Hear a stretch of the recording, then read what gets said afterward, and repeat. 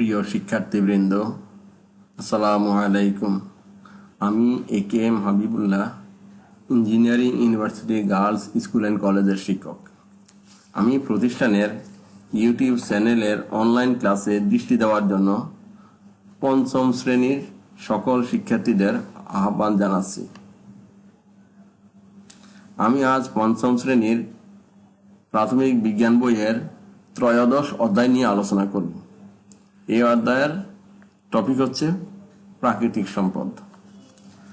এই অধ্যায়ে চিত্রগুলি তোমরা একটু ভালোভাবে খেয়াল করবে, কারণ এই অধ্যায়ের চিত্রগুলি থেকে যে কোনো প্রশ্ন, যেমন শূন্যস্থান, সংক্ষিপ্ত প্রশ্ন, বাম পাশের সাথে ডান পাশে বাক্যাংশ মিলকরণ, এই ধরনের যে কোনো প্রশ্ন এই চিত্র অনুসারে থাকতে পারে। আমরা গত ক্লাসে প্রাকৃতিক সম্পদ আলোচনা করেছিলাম এবং এর সংক্ষিপ্ত প্রশ্নগুলো নিয়ে আলোচনা করছি। আজ আমরা বড় প্রশ্ন অর্থাৎ কাঠামোবদ্ধ প্রশ্ন নিয়ে আলোচনা করব। তাই তোমাদের বোঝার সুবিধাতে এই অধ্যায়টা আমরা আরেকটু সংক্ষেপে রিভিউ করছি। তাহলে শুরু করা যাক। প্রথম হলো প্রাকৃতিক সম্পদের মধ্যে সম্পদ কি। তাহলে সম্পদ হলো এমন কিছু যা মানুষ ব্যবহার করে উপকৃত হয়। সম্পদকে দুই ভাগে ভাগ করা যায়, যেমন প্রাকৃতিক সম্পদ এবং মানব সৃষ্ট সম্পদ। তাহলে আমরা দেখি প্রাকৃতিক সম্পদটা কি। আমরা প্রকৃতি থেকে সরাসরি যেসব জিনিস বা বস্তু পেয়ে থাকি যা আমাদের কাজে লাগে, তাদেরকে আমরা প্রাকৃতিক সম্পদ বলি। যেমন পানি, গাছপালা, পাহাড়, কয়লা, প্রাকৃতিক গ্যাস, সূর্যের আলো, বায়ু, পানি ইত্যাদি, এগুলো হলো সব প্রাকৃতিক সম্পদ। তাহলে আমাদের দেখি প্রকৃতিতে বিভিন্ন ধরনের প্রাকৃতিক সম্পদ রয়েছে। যেমন পানি সম্পদ, আমরা বৃষ্টিপাত, পুকুর, নদী, সাগর ইত্যাদি উৎস থেকে এই সম্পদটা পেয়ে থাকি। 2 নম্বরে বনজ সম্পদ, এটা একটা প্রাকৃতিক সম্পদ। বসতবাড়ির আঙ্গিনা, পাহাড় এবং বনাঞ্চলে জন্মানো গাছপালা হচ্ছে এই বনজ সম্পদের উৎস। 3 নম্বরে খনিজ সম্পদ, মাটির গভীরে বিভিন্নভাবে পড়ে থাকা এই সম্পদ হচ্ছে শিলা, খনিজ তেল, কয়লা, প্রাকৃতিক গ্যাস, এগুলি সব হলো খনিজ পদার্থ। খনিজ পদার্থের মধ্যে আমাদের সোনা, রূপা, তামা, লোহা, এগুলিও কিন্তু খনিজ পদার্থ। তারপর বিভিন্ন ধরনের শিলা রয়েছে, আগ্নেয়শিলা, পাললিক শিলা, রূপান্তরিত শিলা। তারপর খনিজ তেল, প্রাকৃতিক গ্যাস, কয়লা, এগুলো কিন্তু খনিজ সম্পদ। তারপরে হলো অন্যান্য প্রাকৃতিক সম্পদ। এই সম্পদের মধ্যে রয়েছে সূর্যের আলো, বায়ু, পানি ইত্যাদি, এগুলো শক্তি উৎপাদনে ব্যবহৃত হয়। আর এগুলি সাধারণত এই প্রাকৃতিক সম্পদগুলো হলো অনবায়নযোগ্য, না এগুলি হলো নবায়নযোগ্য, আর উপরগুলো হলো অনবায়নযোগ্য, অর্থাৎ এগুলি একবার শেষ হলে পুনরায় ফিরে পেতে কয়েক হাজার বছর অপেক্ষা করতে হয়। আর এই সূর্যের আলো, বায়ু, পানি এগুলি হলো নবায়নযোগ্য, অর্থাৎ এগুলি অপুরন্ত, এগুলি শেষ হবে না, এগুলি বারবার আমরা নবায়ন অর্থাৎ সবসময় পেয়ে থাকি। এই জন্য এগুলিকে আমরা নবায়নযোগ্য শক্তির উৎস বলে থাকি। তাহলে আমরা প্রাকৃতিক সম্পদের পরে মানব সৃষ্ট সম্পদ দেখি। মানুষের তৈরি সম্পদ হলো মানব সৃষ্ট সম্পদ। কাগজ, প্লাস্টিক, কাঁচ, বিদ্যুৎ ইত্যাদি মানব সৃষ্ট সম্পদ। মানব সৃষ্ট সম্পদ প্রকৃতি থেকেই আসে, তবে গাছপালা ব্যবহার করে মানুষ নতুন কিছু তৈরি করতে পারে। গাছপালা থেকে পাওয়া কাঠ দিয়ে আমরা ঘরবাড়ি তৈরি করি, গাছ থেকে আমরা কাগজও তৈরি করি। আবার বালু কেউ তৈরি করতে পারে না, এটা প্রকৃতি থেকে আমরা পাই। এই বালি থেকে আমরা কাঁচ তৈরি করি। মানব সৃষ্ট সম্পদ আবার অন্য সম্পদ তৈরিতে ব্যবহৃত হয়। তারপর আমরা দেখি প্রাকৃতিক সম্পদের বিকল্প উৎস এবং প্রাকৃতিক সম্পদের যথাযথ ব্যবহার কি।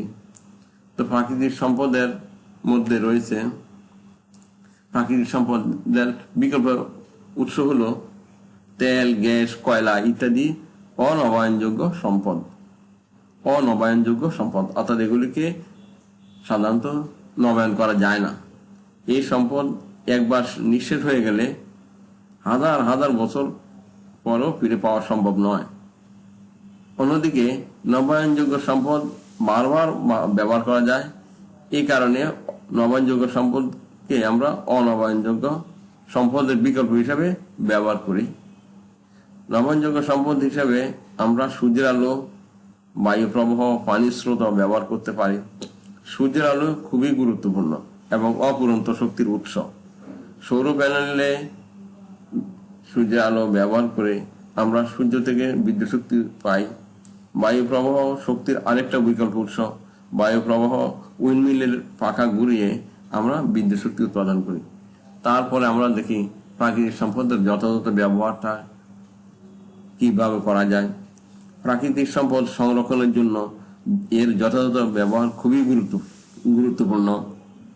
শক্তির ব্যবহার কমিয়ে বস্তুর পুনঃ ব্যবহার এবং রিসাইকেল করার মাধ্যমে আমরা সম্পদ সংরক্ষণ করতে পারি। সম্পদ সংরক্ষণের মাধ্যমে আমরা ধীরে ধীরে পরিবেশ দূষণ কমাতে পারি। কাজে আমরা সম্পদের বস্তুর পুনর্ব্যবহার বা শক্তির ব্যবহার কমানো, এগুলো আমাদের শক্তি সংরক্ষণের বিরাট ভূমিকা রাখে। এটা আমরা কাজ ক্ষমতা শক্তির যেটুকু আমরা পেয়েছিলাম ওখানে আমরা আলোচনা করেছি। পুনর্ব্যবহার অর্থাৎ একটি বস্তু বারবার কিভাবে ব্যবহার করা যায়, এটাকে আমরা রিসাইকেল বলি। অর্থাৎ পুরাতন জিনিসকে আবার মেরামত করে আমরা ব্যবহার করি। এটা অর্থাৎ পুরাতন জিনিস থেকে আমরা নতুন জিনিস তৈরি করি। যেমন পুরাতন কাগজকে আমরা রিসাইকেল পদ্ধতি আবার নতুন কাগজ উৎপাদনে ব্যবহার করতে পারি। ছেঁড়া কাপড় চোপড় এগুলি থেকেও আমরা নতুন নিউজ প্রিন্ট কাগজ উৎপাদন করি। এগুলি কিন্তু রিসাইকেল। তো যা হোক, আমরা এই চ্যাপ্টারটা মোটামুটি আলোচনা করলাম। এখন আমরা আজ কিছু কাঠামোবদ্ধ প্রশ্ন নিয়ে আলোচনা করব। কাঠামোবদ্ধ প্রশ্ন আমরা আগে জানি, সংক্ষিপ্ত প্রশ্নের এবং বিভিন্ন ধরনের প্রশ্নের সংমিশ্রণ। তো আজকে কিছু কাঠামোবদ্ধ প্রশ্ন আমি উত্তর লিখে দিলাম এবং কিছু কাঠামোবদ্ধ প্রশ্ন তোমাদেরকে বাড়ির কাজ হিসেবে দিলাম। তারপর অধ্যায়টা ভালোভাবে পড়লে যে কোনো প্রশ্ন তোমরা পারবে। তা 1 নম্বর প্রশ্ন হলো কি, পানি কি ধরনের সম্পদ? 4টি প্রাকৃতিক সম্পদের নাম এবং প্রত্যেকের একটি করে ব্যবহার লিখো। আমরা জানি পানি একটি গুরুত্বপূর্ণ প্রাকৃতিক সম্পদ যা প্রাণী ও উদ্ভিদের জীবন ধারণের জন্য অত্যাবশ্যক। তারপরে 4টি প্রাকৃতিক সম্পদের নাম এবং প্রত্যেকের একটি করে ব্যবহার। আমরা আগেও পড়েছি পানি একটি সম্পদ, পানির সম্পদ যা পান করা এবং রান্নার কাজে ব্যবহার করা যায়। এরপরে আমরা ওখানে পড়েছিলাম বনজ সম্পদ যা আসবাবপত্র, কাগজ এবং রান্নার কাজেও জ্বালানি হিসেবে ব্যবহার করা হয়। তারপরে ভূমি সম্পদ ছিল যা ফসল উৎপাদন, নির্মাণ সামগ্রী এবং মৃৎশিল্প তৈরির কাজে মাটি ব্যবহার করা হয়। অর্থাৎ মাটির যে ভূমি সম্পদ, এটা কিন্তু আমাদের ফসল উৎপাদনের জন্য ব্যবহার করি। নির্মাণ সামগ্রী অর্থাৎ ইট, সিমেন্ট এগুলির ক্ষেত্রেও কিন্তু আমার মাটি খুব দরকারি। আর মৃৎশিল্প বলতে যেটা যে বুঝি আমরা, মৃৎশিল্প অর্থাৎ ফুলদানি, মাটির হাঁড়ি পাতিল, তারপর মৃৎশিল্প বলতে মাটির অনেক জিনিস আমরা তৈরি করি, মাটির পুতুল তৈরি ইত্যাদি আমরা মৃৎশিল্প হিসাবে ব্যবহার করি। মৃৎশিল্প তৈরিতে আমরা মাটি ব্যবহার করি। তারপর হলো খনিজ সম্পদ, যার নির্মাণ সামগ্রী তৈরিতে, খনিজ রান্নায় এবং বিদ্যুৎ উৎপাদনের কাজে তেল, কয়লা, প্রাকৃতিক গ্যাস ইত্যাদি ব্যবহার করা হয়। এই খনিজ সম্পদ। এই ধরনের বিভিন্ন ধরনের প্রাকৃতিক সম্পদ আমরা ব্যবহারগুলি লিখলাম। একটি করে ব্যবহার লিখলে একটা লিখতে পারো, একটার বেশি লিখলেও কোনো অসুবিধা নেই, মিনিমাম একটি লিখতে হবে। তারপর প্রশ্ন হলো শক্তি কি? শক্তির উৎস বলতে কি বোঝায়? শক্তির 3টি ব্যবহার লেখো। 1 + 2 + 3। অর্থাৎ শক্তিকে আমরা আগে জানি কোনো কিছু করার সামর্থ্যকেই শক্তি বলে। তাহলে শক্তির উৎস বলতে বুঝি আমরা মানুষ শক্তি উৎপাদনের জন্য যা কিছু ব্যবহার করে তাই শক্তির উৎস। অর্থাৎ শক্তি উৎপাদনের জন্য যা ব্যবহার করে ওইটাই শক্তির উৎস। যেমন সূর্যের আলো, বায়ু প্রবাহ, পানির স্রোত ইত্যাদি, এগুলি আমরা শক্তি উৎপাদনের জন্য ব্যবহার করি। কাজে এগুলি শক্তির উৎস। অর্থাৎ সূর্যের আলো ব্যবহার করে যেহেতু আমরা বিদ্যুৎ শক্তি উৎপাদন করতে পারি, বায়ু প্রবাহ ব্যবহার করে আমরা পাখা ঘুরাতে পারি ইত্যাদি। যা হোক, পানির স্রোত ব্যবহার করে আমরা অন্য শক্তি, এই জন্য এগুলি সব শক্তির উৎস। তারপর হলো শক্তির 3টি ব্যবহার লিখো। তাহলে আমরা জানি সৌরশক্তিকে সৌর প্যানেলের মাধ্যমে সংগ্রহ করে তাপ ও বিদ্যুৎ শক্তি উৎপাদনের কাজে আমরা ব্যবহার করি। 2 নম্বরে বৈদ্যুতিক বাতিতে আলো ও তাপ শক্তি উৎপাদনের জন্য আমরা বিদ্যুৎ ব্যবহার করি। 3 নম্বরে কোনো ভারী বোঝা উত্তোলন ও নাড়াচাড়া করার কাজে আমরা চুম্বক শক্তি ব্যবহার করা হয় বা চুম্বক শক্তি আমরা ব্যবহার করি। তাইলে আমরা শক্তির বিভিন্ন রকম 3টি ব্যবহার আমরা আলোচনা করলাম। তারপর আসতেছি আমরা গ নম্বরে, প্রাকৃতিক সম্পদ কি? এ ধরনের সম্পদের 2টি উদাহরণ দাও। প্রাকৃতিক সম্পদের গুরুত্ব 3টি বাক্যে লিখো। তাহলে আমরা জানি প্রাকৃতিক সম্পদ হলো আমরা প্রকৃতি থেকে সরাসরি যেসব জিনিস বা বস্তু পেয়ে থাকি যা আমাদের কাজে লাগে তাদেরকে প্রাকৃতিক সম্পদ বলে। তারপরে যেমন প্রাকৃতিক সম্পদের উদাহরণ হলো, আমরা জানি প্রাকৃতিক সম্পদের 2টি উদাহরণ হলো পানি, গাছপালা, আরো অনেক আছে, পাহাড় পর্বত, আরো অন্যান্য জিনিস আছে। আমরা 2টা উদাহরণ চাইলে আমরা 2টি দেব। তারপর হলো প্রাকৃতিক সম্পদের গুরুত্ব 3টি বাক্যে লেখা হলো। 3টি বাক্য হলো কি, পানি সম্পদ যা পান করা এবং রান্নার কাজে ব্যবহার করা হয়, এটা একটা বাক্য। 2 নম্বর বাক্য হলো বনজ সম্পদ যা আসবাবপত্র, কাগজ এবং রান্নার কাজে জ্বালানি হিসাবে ব্যবহার করা হয়, বনজ সম্পদ। অর্থাৎ বনজ সম্পদ ব্যবহার করে আমরা আসবাবপত্র তৈরি করি, বনজ সম্পদ ব্যবহার করে আমরা কাগজ উৎপাদন করি, আবার বনজ সম্পদ আমরা রান্নার কাজে জ্বালানি হিসাবে ব্যবহার করি, ইত্যাদি আর কি। তারপরে হলো 3 নম্বরে ভূমি সম্পদ যা ফসল উৎপাদনে, নির্মাণ সামগ্রী তৈরিতে ভূমি সম্পদ ব্যবহার করা হয়, অর্থাৎ ইট, সিমেন্ট। তারপরে মৃৎশিল্প তৈরিতে কাজেও মাটি ব্যবহার করা হয়, এটাও আমরা জানি। ফুলদানি, মাটির হাঁড়ি পাতিল ইত্যাদি আমরা মৃৎশিল্প উপাদান, মৃৎশিল্প দ্বারা তৈরি, মাটির উপাদান, মাটি দ্বারা তৈরি মৃৎশিল্পগুলি। তাই আমরা ভূমি সম্পদেরও এই ব্যবহারটা আমরা লিখতে পারলাম। তারপর প্রশ্ন হলো ঘ নম্বরে হলো অনবায়নযোগ্য সম্পদ কি? অনবায়নযোগ্য প্রাকৃতিক সম্পদ সংরক্ষণে তোমার 2টি পরামর্শ লিখো। অনবায়নযোগ্য সম্পদের বিকল্প হিসাবে সৌরশক্তি ব্যবহারের 2টি সুবিধা লিখো। তাইলে আমরা প্রথম দেখি অনবায়নযোগ্য শক্তি কি, যেসব প্রাকৃতিক সম্পদ একবার ব্যবহারে নিঃশেষ হয়ে যায় এবং হাজার বছরও ফিরে পাওয়া যায় না, তাদেরকে অনবায়নযোগ্য সম্পদ বলে। যেমন শিলা, খনিজ তেল, কয়লা, প্রাকৃতিক গ্যাস ইত্যাদি। অর্থাৎ এগুলি একবার নিঃশেষ হলে কয়েক হাজার বছর পরও ফিরে পাওয়া সম্ভব হয় কিনা বলা মুশকিল। এই জন্য এদেরকে বলি আমরা অনবায়নযোগ্য সম্পদ। এগুলি একবার নিঃশেষ হয়ে গেলে হাজার বছর ফিরে পাওয়া যায় না, এই জন্য এদেরকে আমরা অনবায়নযোগ্য সম্পদ বলি। শিলা, খনিজ তেল, কয়লা, প্রাকৃতিক, এই জন্য আমাদের সংরক্ষণ করা একান্ত দরকার। অথবা অপচয় বা অপব্যবহার যাতে না করি। তারপর হলো অনবায়নযোগ্য প্রাকৃতিক সম্পদ সংরক্ষণে তোমার 2টি পরামর্শ। তো অনবায়নযোগ্য প্রাকৃতিক সম্পদ রক্ষায় আমার 2টি পরামর্শ হলো, 1 নম্বরে অনবায়নযোগ্য প্রাকৃতিক সম্পদ ব্যবহারে যত্নবান হতে হবে, অর্থাৎ ব্যবহার সীমিত রাখতে হবে। 2 নম্বরে বিকল্প ব্যবহার হিসাবে সৌরশক্তি, বায়ুশক্তি এবং পানি শক্তির ব্যবহার বৃদ্ধি করতে হবে। তাহলে কিন্তু অনবায়নযোগ্য প্রাকৃতিক সম্পদ সংরক্ষণ করা সম্ভব হবে, অর্থাৎ রক্ষা করা যাবে। তারপর প্রশ্ন হলো অনবায়নযোগ্য সম্পদের বিকল্প হিসাবে সৌরশক্তি ব্যবহারের 2টি সুবিধা হলো, 1 নম্বরে সৌরশক্তি আহরণে অবকাঠামোগত খরচ ছাড়া অন্য কোনো খরচ লাগে না। 2 নম্বরে সৌরশক্তির ব্যবহার পরিবেশ বান্ধব, অর্থাৎ কোনো রকম পরিবেশ দূষণ ঘটায় না। কাজে আমরা অনবায়নযোগ্য সম্পদের বিকল্প হিসাবে সৌরশক্তি ব্যবহারের সুবিধাগুলি লিখতে পারলাম। তারপরে আমরা কিছু কাঠামোবদ্ধ প্রশ্ন বাড়ির কাজ হিসাবে দিলাম। এগুলি হলো 1 নম্বরে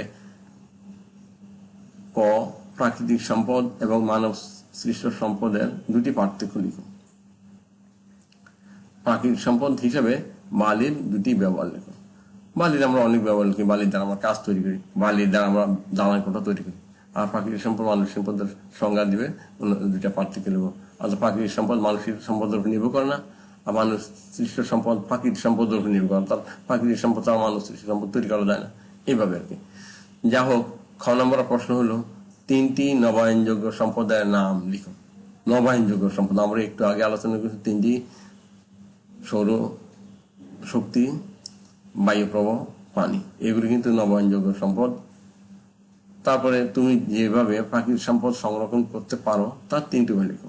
এটাও আমরা প্রাকৃতিক সম্পদ সংরক্ষণের 2টি উপায় ছিল, আর একটা উপায় তোমরা লিখলে হয়ে যাবে। তারপরে হলো গ্যাস কি ধরনের সম্পদ? গ্যাস একটা অনবায়নযোগ্য প্রাকৃতিক সম্পদ, 1 নম্বরের জন্য। এরূপ 3টি সম্পদের নাম লিখো। এর 3টি অনবায়নযোগ্য সম্পদের নাম লিখো। এটা আমরা জানি। অনবায়নযোগ্য সম্পদের উদাহরণ অনেক আছে। কয়লা, প্রাকৃতিক গ্যাস এবং কয়লা, প্রাকৃতিক গ্যাস, আরো ছিল অনবায়নযোগ্য সম্পদ, কয়লা, প্রাকৃতিক গ্যাস, শিলা ইত্যাদি। কিন্তু তো যাই হোক, গ্যাসের অপচয় রোধ করার 2টি উপায় লিখো। গ্যাসের অপচয় রোধ করার অনেক উপায় আছে। অপচয় রোধ করার অনেক উপায় আছে। গ্যাস রান্নার শেষে আমরা গ্যাস চুলা বন্ধ রাখবো। তারপরে গ্যাসের অপচয় যাতে না হয় আমরা গ্যাস চালিত ইঞ্জিন আমরা ইয়েতে আসলে বন্ধ করে রাখবো, অর্থাৎ সিগন্যাল আসলে বন্ধ করে রাখবো। এরপর গ্যাসের চুলা জ্বালিয়ে আমরা কাপড় চোপড় শুকাবো না, ইত্যাদি অপচয় রোধ করার অনেক উপায় আছে। এরপর হইল ঘ নম্বর প্রশ্ন হলো প্রাকৃতিক গ্যাসের 2টি বিকল্প উৎসের নাম লিখো। প্রাকৃতিক গ্যাসের 2টি বিকল্প উৎসের নাম, যে আমরা সূর্যের আলো ব্যবহার করতে পারি, পানি শক্তি ব্যবহার করতে, বায়ু শক্তি ব্যবহার করি, ইত্যাদি বিকল্প উৎসের নাম। প্রাকৃতিক গ্যাসকে কেন যথাযথভাবে ব্যবহার করা উচিত এ সম্পর্কে 4টি বাক্য লিখো। তাহলে তোমরা অধ্যায়টা একটু ভালোভাবে করলে এগুলি সব উত্তর করতে পারবে। তাহলে আজ আমরা এই পর্যন্ত আলোচনা শেষ করলাম। অধ্যায়টা ভালোভাবে তোমরা একটু রিভিশন দিয়ে থাকো। তাহলে এখানে আমরা আলোচনা শেষ করলাম। পরবর্তী ক্লাসে আমরা অন্য জিনিস নিয়ে আলোচনা করব। তো সবাই সুস্থ থাকো, ভালো থাকো। করোনার আক্রমণ থেকে রক্ষা পাওয়ার জন্য নিয়মিত স্বাস্থ্য বুলেটিন শুনে এবং সেগুলো অনুসরণ করো, পড়াশোনা অনুশীলন করো। এ বলে আজ এখানেই শেষ করছি। খোদা হাফেজ।